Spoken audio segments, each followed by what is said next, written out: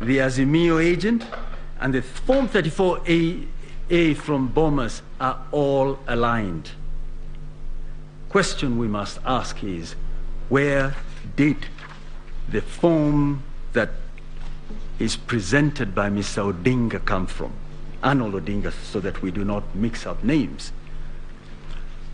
I think this must be what the late Issa Juma of Super Wanyika had in mind when he penned the words, sisi twajua anafanya biashara, lakini biashara anajua mwenyewe. Only Mr. Odinga can tell us where this came from.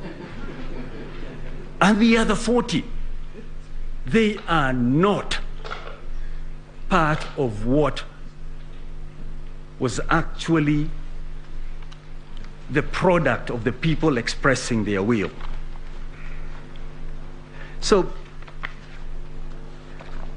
in a nutshell, even without trying to demonstrate to you how the other irregularities and alleged infringements of the law have not affected the law, the petitioners fall far short of what is expected. But let me look at one or two things, because one of the things that has really featured a lot, and I'm going to try and avoid rehashing what has been said by the other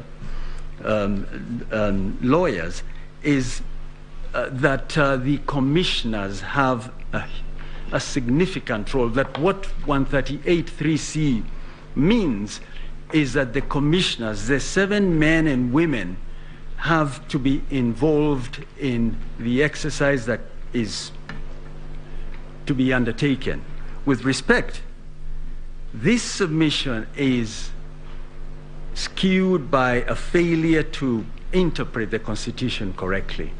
I think it's long been settled that the Constitution, the interpretation of the Constitution,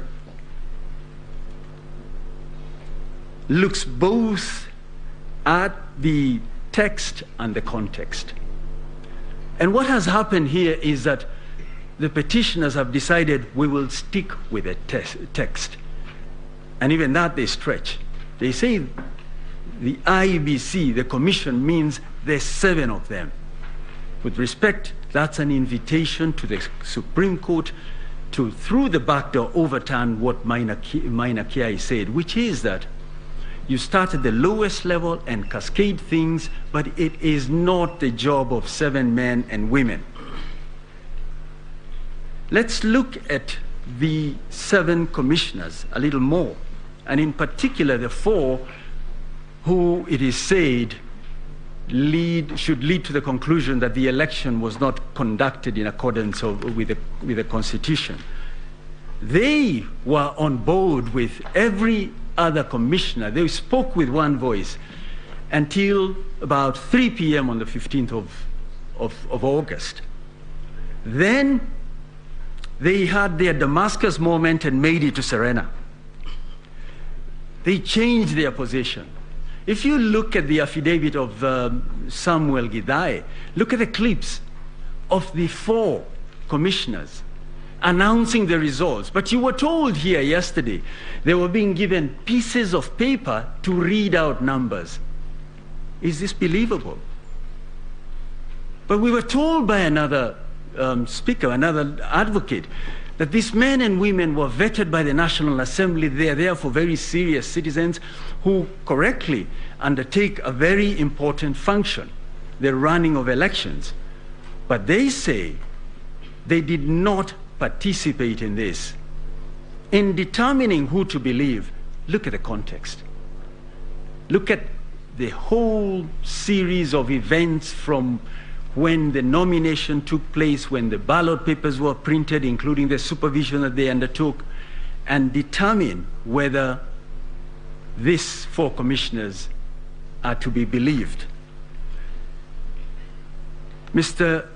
Njenga, for I think the 7th respondent, argues they are here not to support either side, but to discharge their duty under the Constitution. But they did file a response. They started off by filing affidavits to set out the evidence. There's no property in a witness.